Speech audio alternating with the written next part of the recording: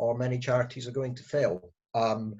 The assessment by, I've forgotten who did it, Pro Bono Economics came out this week. They reckon that the funding shortfall in the next 6 months is about 10 billion. DSC came out at the same time, and they estimate that potentially more than half of charities will fail. Probably overblown, because we always do, but nonetheless, that's a fairly existential crisis. So, what can you do with that? This is the top level model from Charity Excellence Framework. I do try to impress people by telling them it's a cybernetic control model, but as that's what runs your central heating system, it's not as clever as it looks. But it's actually really quite straightforward. And you look at organizations as systems. We're very, very focused on the left on resources. Get the fundraising in, get the bids out. There's a real focus on there.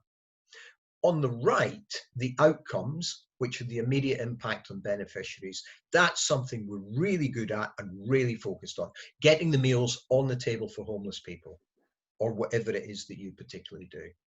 We're actually not brilliant at delivering long-term impact. And the bit in the middle, which is how the organization works, the fundraising comes in, you translate that into things like buying things and hiring people and cooking meals. The output is the meal that you give that homeless person. The outcome is the impact in terms of their health and well-being. And the management control at the top is the trustees and management, and you adjust what you're doing with fundraising or the volume of meals or how you market or whatever, and that controls the whole process. And their role is to make that process work as well as possible to deliver the maximum outcome and impact. If there's no more funding, and there isn't, then actually the only thing you can do is use the funding that you do have more effectively. And people say to me, yeah, all right, that sounds good in theory. Management theory is wonderful. So here is a wee example. If you get £1 in fundraising in, you probably get something like 50p's worth of outcome. Just think of your overheads and all the way things are spent. So if you increase your income by half, that goes up to 75, but there isn't any more. So if you've only got £1, if you can increase the way you operate, it has exactly the same effect as a 50% increase in income. And people say to me, yeah, management theory is great. How do you think you're going to do that? Well, here's an example. In terms of gift aid, we fail to claim 600 million a year. We just don't claim it. If you add all the other tax reliefs in, call that 1 billion. You can claim those 4 years retrospectively. That's 4 billion. That's twice as much has been input into the sector for the whole of COVID from government and charity funders combined.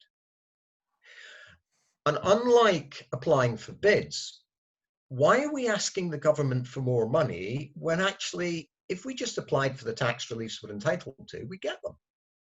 And that's only one example. That's just one tiny example. And this works in two ways. One is if you can get those tax reliefs, savings or whatever in, you got more cash. But you can also apply that more effectively. You can get more out for the money you've got. And I did an impact presentation, and the guy said to me, we're doing homeless. It's absolutely brilliant. I said, how do you know that? And he said, well, they tell us that. Oh, that's good. So, but if I was hungry and homeless and you gave me a hot meal, I'd probably feel quite good about that. Have you ever asked them what they want? And he said, no, why would I do that? And I said, but what if they said to you, I want a job? And the response was, but we don't get people jobs. And I said, no, you don't have to do that. But you could have a job board, or you could give them access to IT that will enable them to apply for jobs. Or you could blag a volunteer from a local recruitment agency, would help them with interview techniques or CVs or whatever. And none of that costs money. And you could do that and you would get more impact without spending any more money. So he went away and thought about that. And there's a whole range of ways. So what the system's saying is actually, if we can manage our finances better and we can apply them better, we will have far more outputs and far more impact than before. And that's effectively what it does. So how does it do that? You can health check every area of activity. You require no expertise in a particular area, and you can do it in half a day. It will improve your fundraising. There are toolkits, the funder database, there's loads of stuff in there. And it will help you save money. I can't possibly save money. You can. I saved someone on a phone call last week £10,000 in about 5 minutes. And there's loads of free stuff, loads of stuff. And you can increase impact. That's about getting a job board up for the homeless people or whatever applies to you. And it's not about tips and tricks, it's about a way of thinking. So those are the 3 things it's aimed at doing. And it works for any UK non-profit of any size. So if you're less than £10,000, it's not bothered. And most importantly, because I'm Scottish, absolutely everything is free. So that's what it looks like. Because I'm Scottish, I do like simple. The big green dial in the middle is your overall performance. The one on the right is your governance. The one on the left is your priorities for action. I call them bum biters, but I really need to think of a better way of explaining that. It doesn't sound at all sophisticated. But essentially, the system will not tell you what to do. You know how to run your charity. What it will do is it will enable you to ask every single question you should be asking in an objective way, and including the questions you didn't know you should be asking. And then it reflects everything back at you based on how well you think you're doing and how important you say it is. So what it's doing is it's basically showing you a picture of your organization and what's really important matters to you. Underneath that, it unpacks it.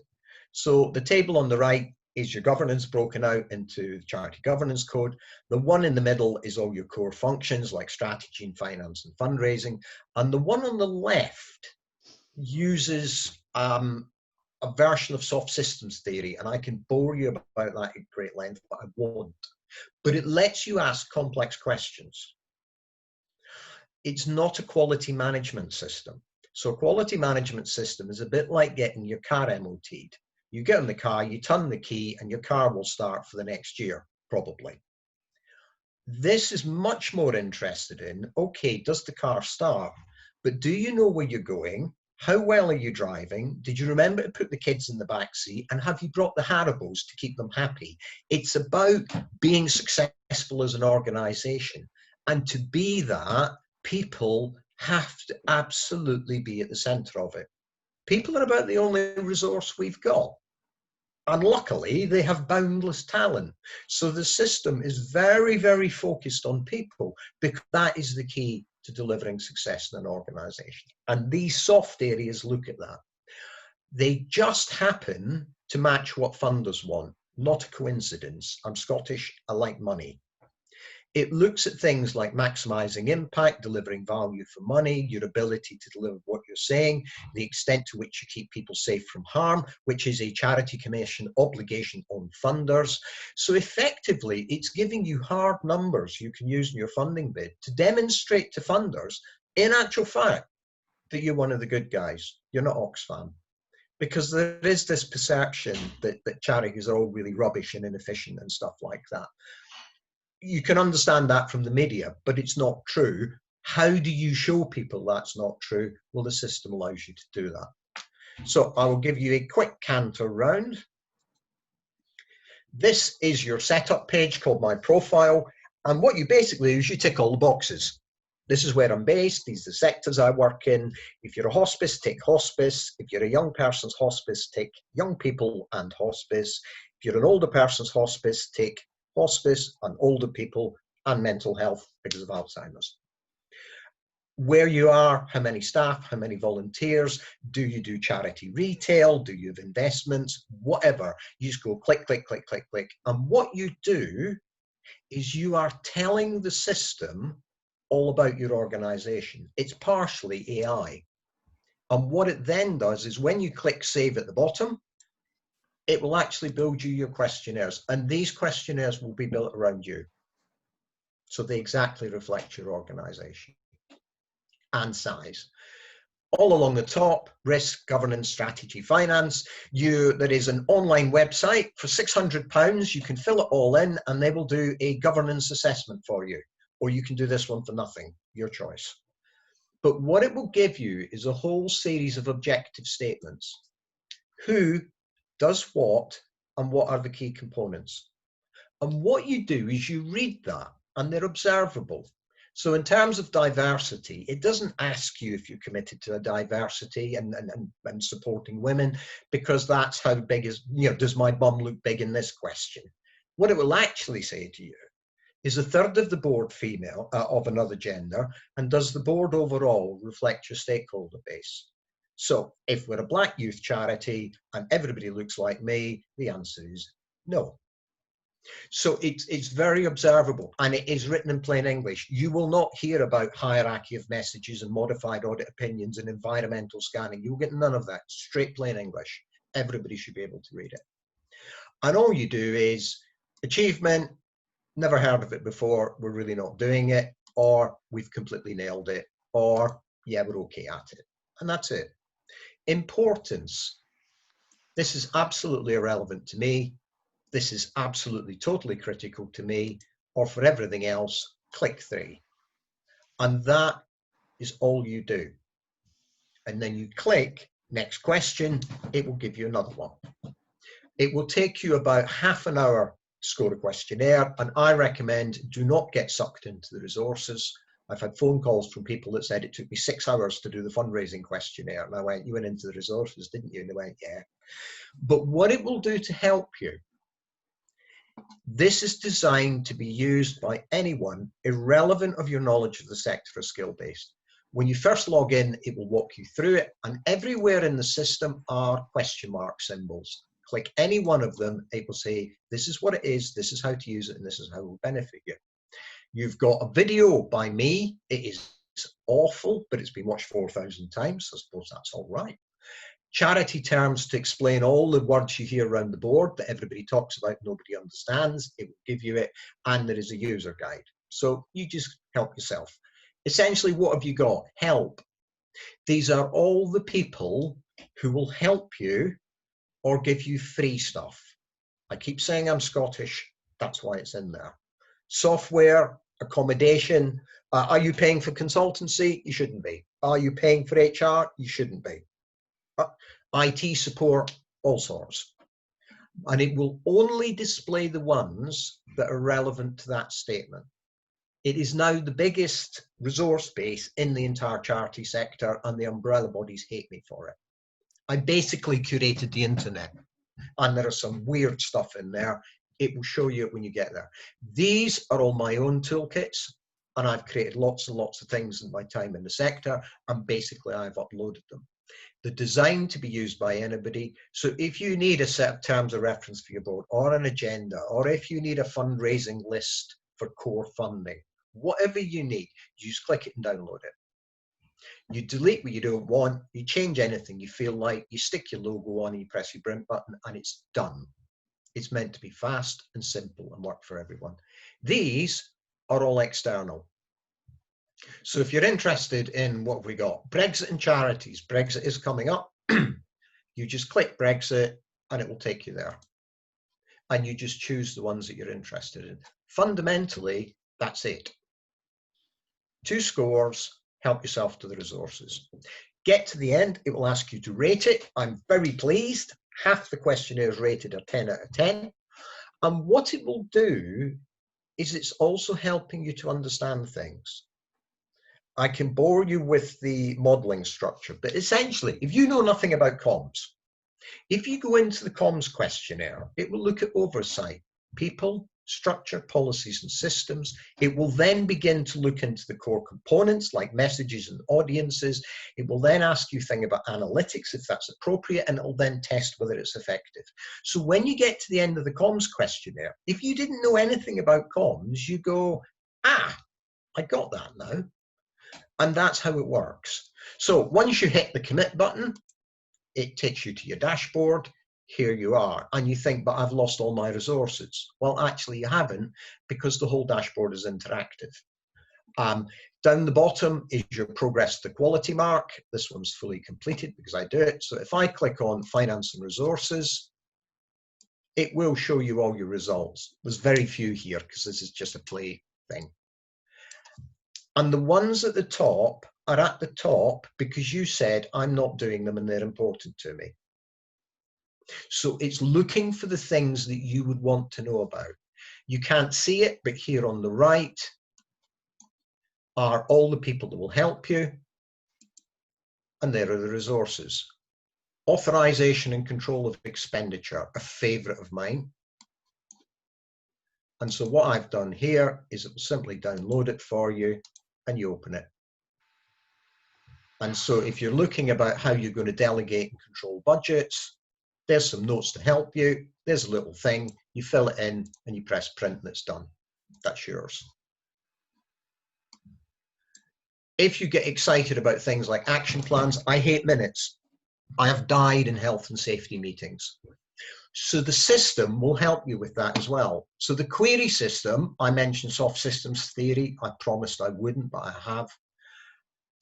It works on people. So if the chair comes in and says, how well do we look after our people in terms of promoting well-being, the system will analyze it for you and it will tell you.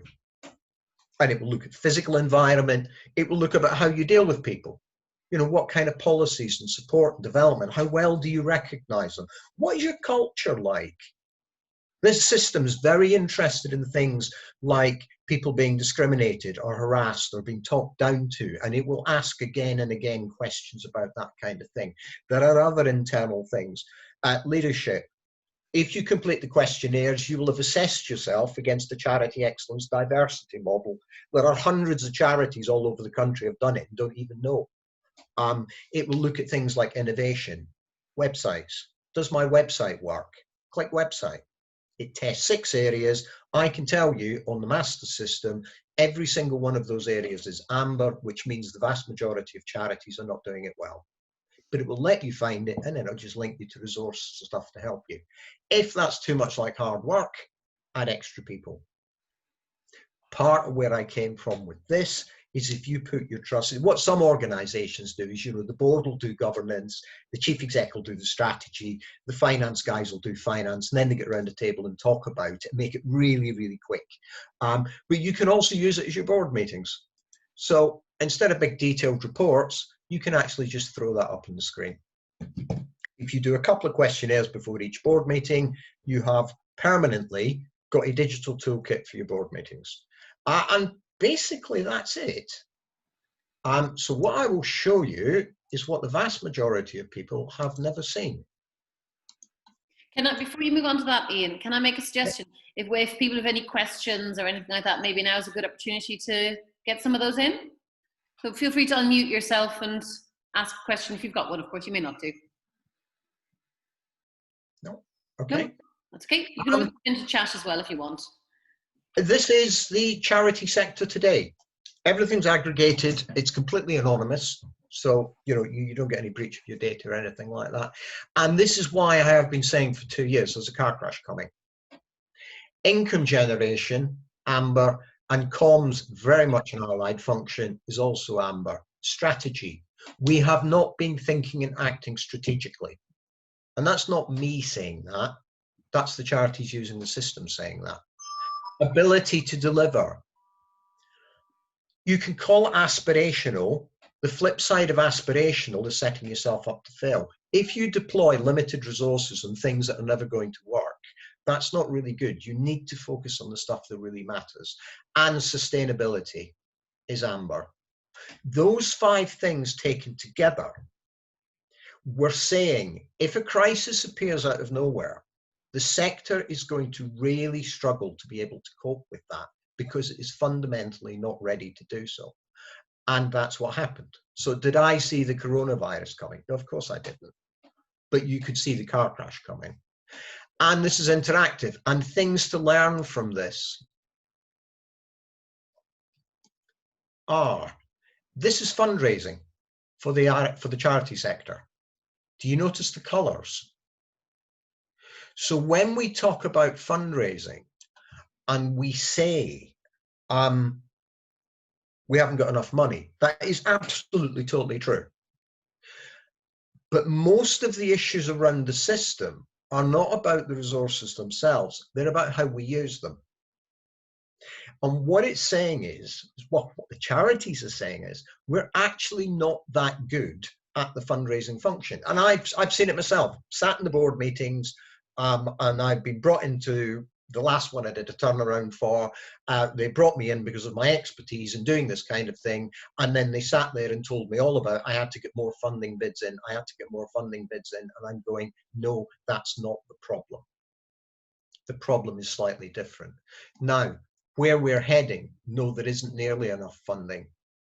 But if you can find ways to drive and improve your fundraising function, you'll be far more competitive than other people. So there is one of the things that charities can do. So if I kill that, sorry, I'm trying to move things. So how do we get all of that stuff done? Right, move that. There you go. Strategy, being prepared for what's coming and finding opportunities. It all looks really black. Well, actually, it probably is all really black. But within that, there are always opportunities when things go wrong. Times of change bring opportunities. Home working is an obvious one that's coming out. Do we really need those big fancy offices? Could we decentralize the charity sector from London? Funding and fundraising will fundamentally change, not just the move to digital, but the attitude around philanthropy and the public and how they spend money and do things like that.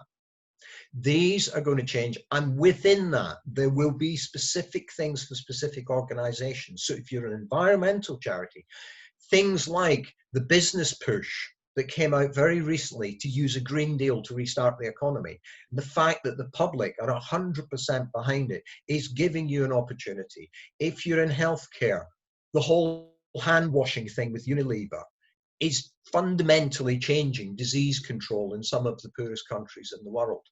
Things around lung function, tracking and tracing are immediately transferable to people working in areas like pneumonia and TB. And in every area, there will be things happening, but you've got to be looking outside and you've got to be looking for those threats, moving to avoid the threats and identifying those opportunities and exploiting them. And they will be there, but we need to be more strategic to find them. What I've done is pull together a strategy paper that looks at the entire sector and everything that's going on. So if you want to do that, it will give you a starting point. There we go, home working. It will increase the talent pool. We're all terribly interested in equality for people, but fundamentally the employment sector is really tough if you're a parent and a carer. With home working, with more opportunities. Do we need offices? Could we decentralize? As the recession impacts, rents on the high street are probably going to go down. What's the break clause in yours? Can you renegotiate it?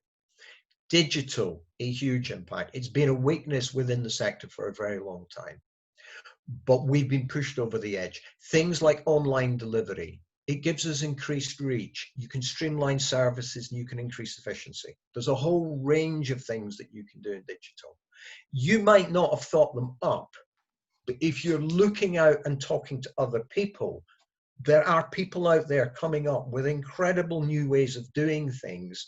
Make sure you're aware of them and then copy and adapt them for yourself. Funding, changing priorities. The government will be interested in what the government needs. NHS, care sector, and the public and charitable funders are changing too. There's an argument that there is now a move towards more core funding. Could you do anything with that? And then opportunities specific to your work, either globally, UK, or locally. And they will be there. Investment in vaccines, washing your hands, all that kind of stuff. Climate change. Those are a couple of examples that I found, but there's a lot more out there. And there's a lot more nebulous stuff that we really don't understand yet. We live in a market value economy where hedge fund managers are incredibly valued and seen as really important. And one of the things that the COVID crisis has done is actually driven through to people about who actually really matters. The care sector, the nurses, the people that work in supermarkets, lorry drivers. We suddenly realized that they're critical people in making our society work. And the whole shift around economic values, will that go somewhere? We don't know, but it is worth bearing in mind and thinking about. So there are some opportunities. Other ones, planning and target setting. It is clear from the feedback that when people plan, they plan for what they would like to do. And often it's highly aspirational and they never test the assumptions. And I've seen it a lot. So next year we're going to do this. And what boards and people should be doing is they should be looking, going, well, is actually that the best way to do it? Will that maximize impact or not? Where are the high value, low cost? Spend more money on that. And where is the high cost, low value? Spend less money on that. How realistic is that funding plan? Do we actually have the capacity and capabilities to do this? And charities are not good at that. And in a tight situation with limited resources and stretched staff, this becomes really important. Unpopular but impact-driven decisions. I do that. We are passionate about what we do, be that feeding the pussycats or whatever, and that is fantastic. That is a great strength of the sector. But we are wedded to it, and we get very locked into what we actually do. So in a previous organization where I went in, we were reaching 16,000 people. It was domestic abuse, it was drugs, alcoholism, all that kind of stuff. And we were really, really proud of that. So what I did is asked, how many people have we got? Where is the unmet need? And the answer was 900,000, which isn't as good. And then I mapped the areas of deprivation to the beneficiary group that we looked after, because we should be in where all those things mapped up. We weren't. We're where we've always been. So we weren't actually reaching them. And we were not using digital. And I went, well, if it's 0.9 of a million and they're all over the London and Greater London home counties, and they're all tend to be younger people and they all tend to be online, then actually the way to reach these guys is through the website, through Instagram, through Facebook and stuff, and getting stuff out there. And we can do that low cost, really quite easily, and we can actually increase the impact we have, and it will not cost us a great deal. Was everyone absolutely ecstatic? No, they hated it.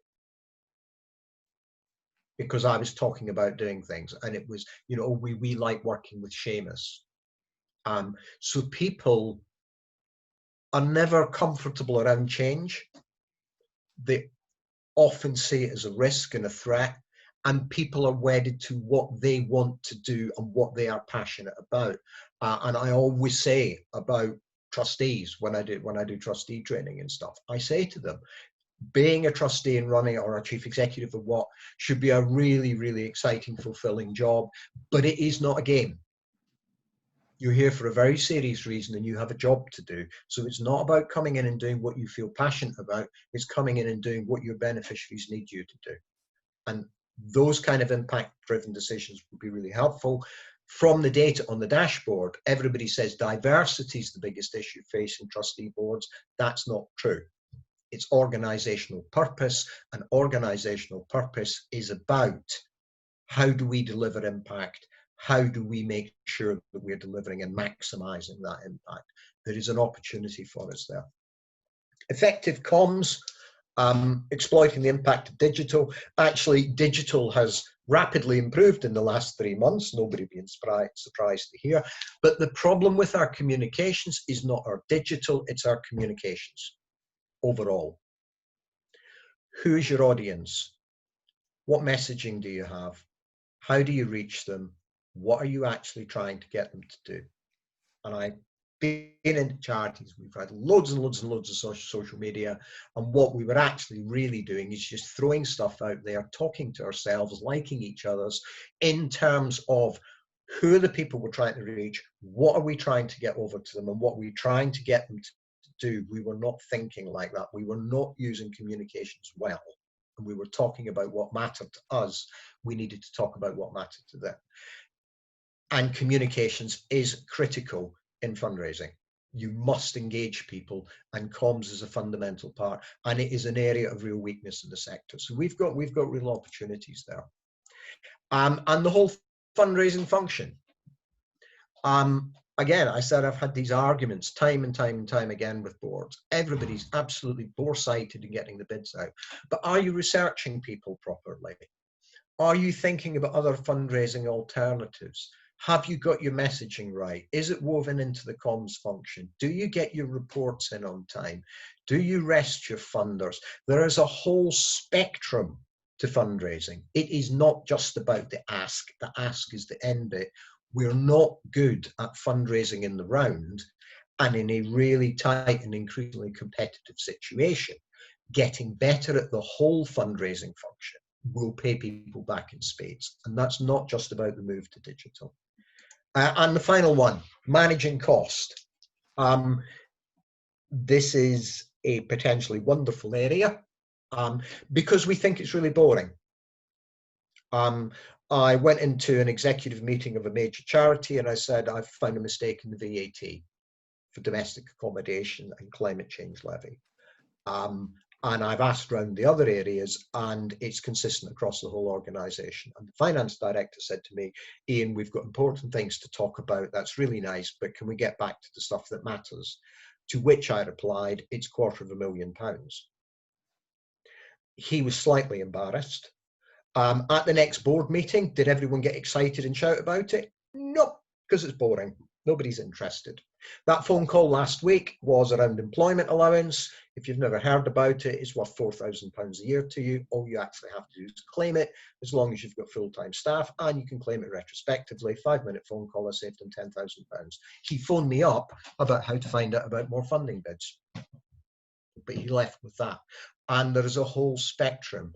I've gone in and seen areas like utilities had not been retendered. I went into another organisation. I looked at their IT. The IT contract was £10,000 a year. Not the IT, just a support contract. And they had bought into the gold-plated system, and they were paying by the email, and they hadn't taken anyone off for 4 years. In a phone call, I have to cost. And we're not interested in things like contracts and stuff like that. We don't shop around. Even things like the stationery cupboard. Just buy in bulk, centralize your printing, whatever. There are a whole spectrum of things. Now, the new toolkit that I've created has 20 separate areas, and they veer from the strategic about thinking about staff mix and deployments and things like that, all the way through to checking your leases. Last one I was in, made a phone call. The lease had expired 2 years ago. We kept paying the same price. I said, how much is the buyout cost? It said 200 quid, and it punched £2,000 out of the cost base. Phone call. I'll send out that toolkit, Ian, with the recording and this PowerPoint to you as well, so you'll be able to get that tomorrow morning. And it's just a checklist. You just go through it and you just look for any that apply to you. And that, oh, I've left that behind. Managing costs for impact can be a race to the bottom. Sorry, I didn't realize I left that in. Right. Things like financial management and project assessment. New thing, comes to the board or comes to you or whatever. Let's do this. It's a really good idea. You should actually ask, in what way does this deliver impact? Is there a better way to do it? What are the risks involved? Do we have the capacity and capability? How are we going to fund it? Has it got a realistic timescale? You just ask those open-ended questions. And what I'm always looking for is the gold plating in it. What costs a lot of money but doesn't really add much value? Take that out. And what you often find is the things that really add value actually haven't been invested in. So you move the money from one place to another, you get more impact and it doesn't change anything. Financial management, if your board think that the management accounts are boring, they're not doing the job properly. You can find a lot of stuff. You should be tracking things. Last place I was in, I suddenly looked at a number and I went, why is that? And effectively, they'd just been pouring money out for no particular reason. Somebody just thought about it, so they just did it. Staffing is the single biggest cost for everyone. Is this about cutting your staffing? Absolutely not. They are our single biggest asset. There are actually different ways to do things. You can use freelancers, you can use contract. So when you come up with a program, think about the best way to deliver that. It's not about getting rid of people, but don't just rehire staff every single time. I had one where they wanted a new member of management. It was 50k a year. I went round and talked to the staff on the ground, and about a third of their workload was basic admin, and they hated it. And so what I said is well, actually, if I create an extra admin post in reception, there'll be 3 of them. Whoops. They will be far better at it because that's what they do. So we'll get a better result. It will take all the workload off your management team, and it will cost half as much. So nobody lost a job, no arguments, but actually we got a far better result. Tax relief, it is billions. It is literally billions. It's bonkers. Why this sector is not banging on about that, I have no idea. As I said, the biggest one I ever found was $250,000. Contracts and procurement. I know this is boring, but you'll find the CEF, there's a whole contract register. It lists all the possible contracts you could ever have. And once a year, somebody just needs to look at it.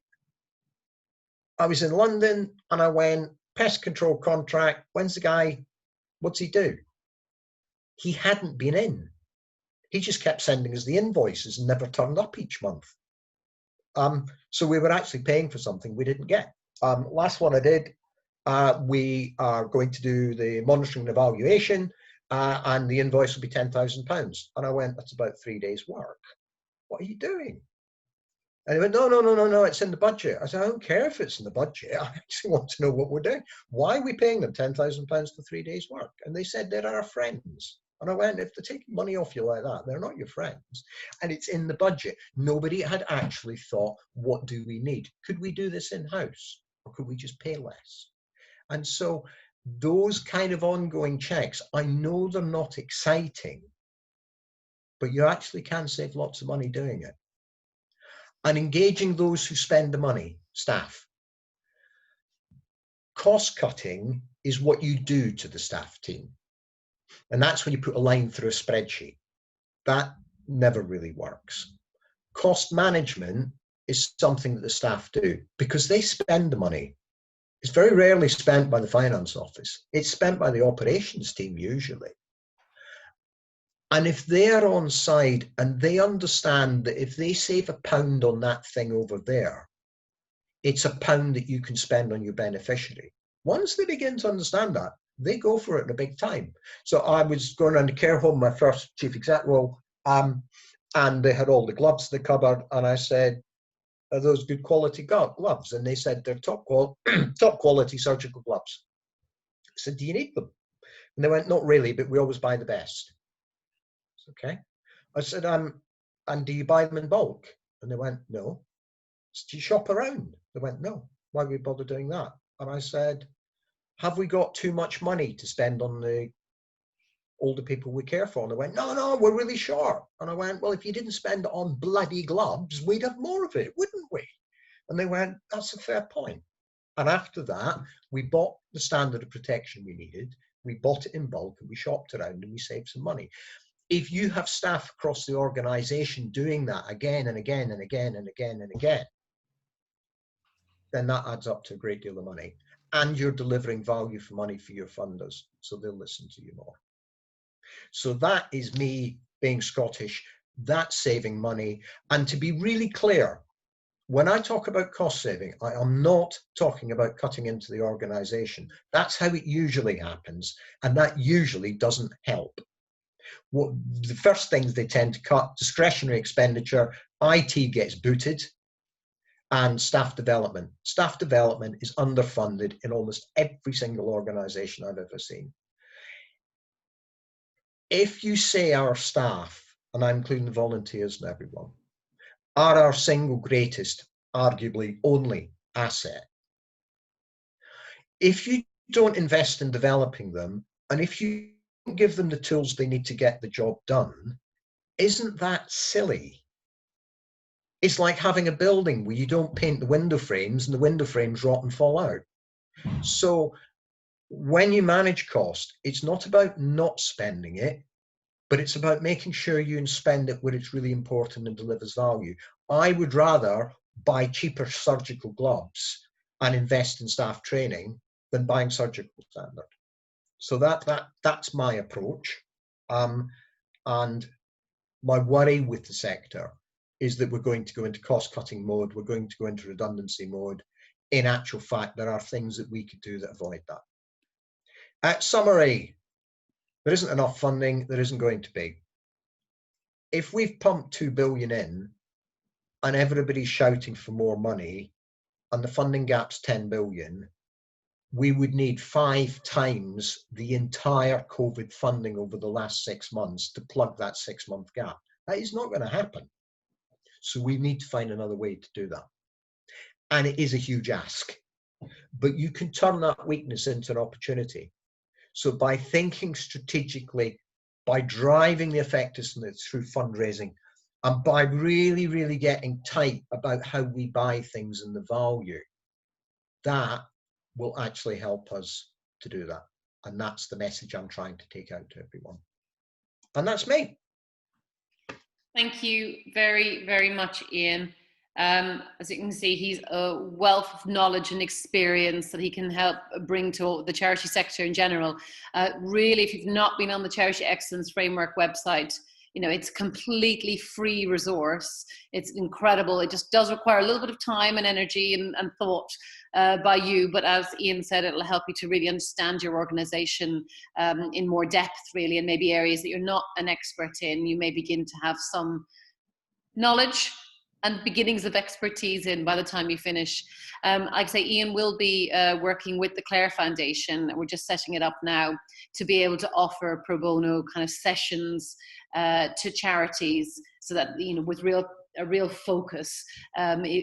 I will sign you up to our newsletter if you've given me permission to do so, and we'll make sure that you get that information so that you can ask us for support. We only have one Ian, so hopefully we'll be able to support everyone who asks, but we do only have one Ian to share, and we need him to breathe at some point and maybe even sleep. But Sorry, I forgot to mention, this is the COVID-19 funder database. Oh. It's not been in any of the sector press or anything like that. The umbrella bodies won't push it. It is the biggest COVID-19 funder database on the planet, apparently. It's over 790 entries, and you just click in. But I need to tell you, when you click in, click the question mark and follow it, because it's a bit unusual. What a problem we have is that many funders didn't actually know what they wanted to do. So if you search for arts and culture, it will give you 48 entries for UK wide. But a lot of organisations like the wee parish council said, we will make money available for vulnerable people, full stop. This will find everything in arts and culture, but that's not necessarily everyone that would fund you. So if you click other, those are the ones that didn't make things clear, and 48 becomes 168. So you have to play with it. A lot of the detail isn't there. If you use it on a regular basis, and people come in every week, I update on a Monday, recent additions will give you the ones I've updated in the last 2 weeks. That's not right. Oh, it's 18. Oh, that's okay.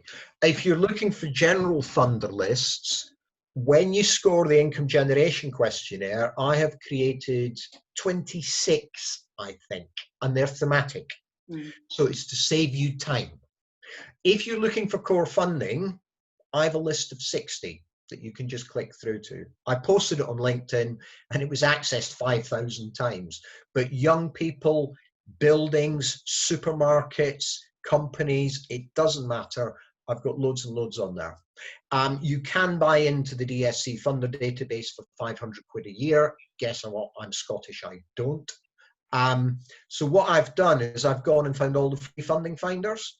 So if you download the UK document, you will get 50 plus funding finders separated out by country, themes such as sport or whatever. You find the ones you like, you just click through and it's all free. And there's a second one for international, which has got about the same number. And there are also guides in there on how to use things like the Charity Commission. The Charity Commission website is really clunky, but the advanced function actually allows you to find grant funders if you press the buttons in the right order. So there's a little guide in there shows you how to do that. So there's all that kind of stuff. Oh yeah, and if you're looking for someone, Pilkington Trust, when you're in the database, you just click it, and like everything else, there you go, if it loads. So if you're looking for funders, run yourself a list, have a little read about what it says. If it looks like an interesting one for you, click the link, you've arrived on the website, and you can search through all the COVID funders that you want. So if you go to the Institute of Fundraising page of their all emergency funders, because they're experts, they've got 23, I've got 791.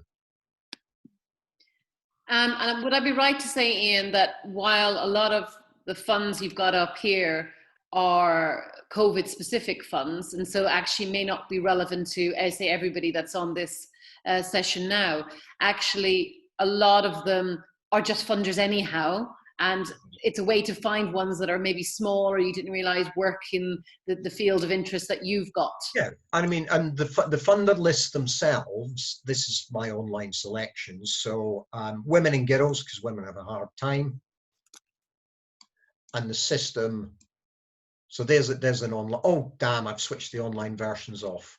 All right, okay. But what it will do is it will say, here are some funding finders for women and girls. Here are a list of UK funds for women and girls, a little bit about each. Click through. Underneath is global, broken out by Africa, US, or whatever.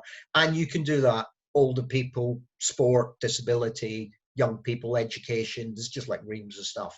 So just find one that works for you and then help yourself. So I've got animals, armed forces, equipment, crisis and growth, companies, core costs, disability, IT, everything.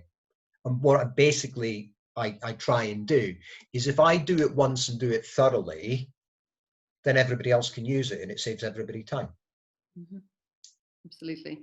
Absolutely. Amazing. Does anybody have any questions or any thoughts or anything, you know, that maybe ways within their own organization that you found to help build some financial resilience successfully?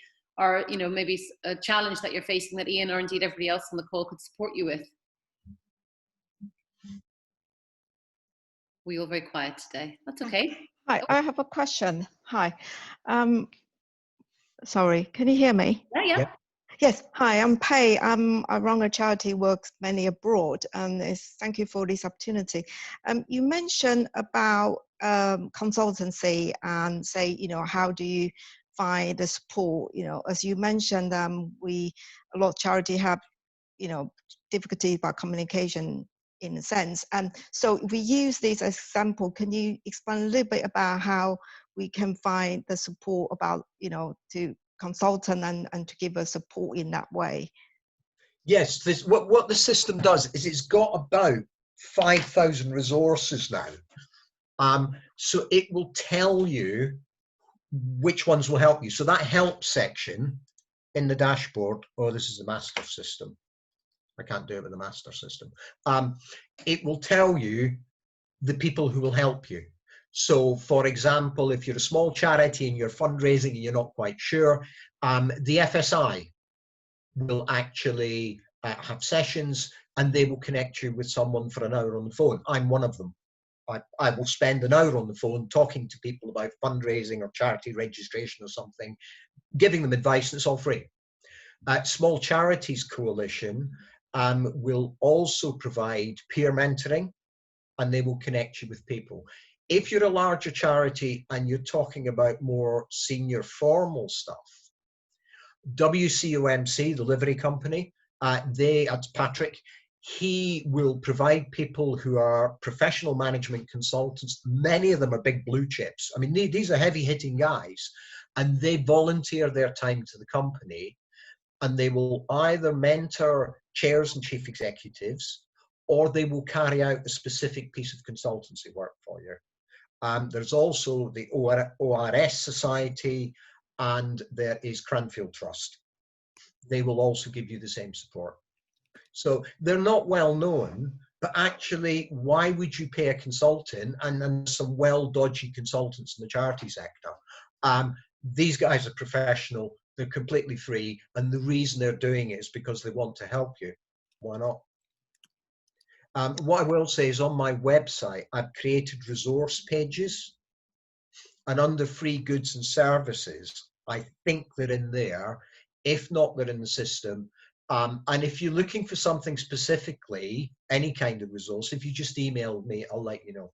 I'll send it back to you. Great, thank you. Sorry, I didn't mean to interrupt you there. It's now 1 o'clock, and we do try and, you know, stick to our time. So if you do need to disappear off to do whatever you need to do, then feel free to leave. I'm more than sure Ian, being Ian, however, is happy to stick around for a minute or two if you've got any questions or anything you'd like to, you know, just discuss. But thank you very much for coming, everybody. We are just coming to the end of our current series of Middle Leader Forums. We do have next week the third of 3 sessions from Sophia Hobbs from Buckinghamshire Mind to do with coping strategies, so to do with mental health and well-being. If you have not been to the previous 2, that's fine. Come along to this one, not a problem at all. And then we have our final session on Wednesday the 1st with about charity IT security. We are currently working on our next set of sessions, though, and they will begin pretty much, I think Tuesday the 7th of July is going to be our first one, and I will email those out to you as soon as I have a program ready to show you. Yeah, so thank you very much for coming along. Any questions, do feel free to ask. Are we all good? Yeah.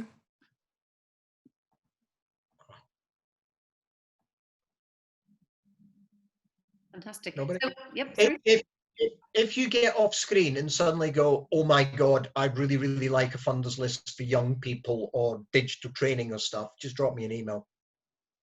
Absolutely. So the email I sent you earlier included Ian's contact details in it, but I'll CC him in again and include his contact details when I send you out the recording and any of the resources that we've talked about today. But yeah, Ian is great, amazing guy.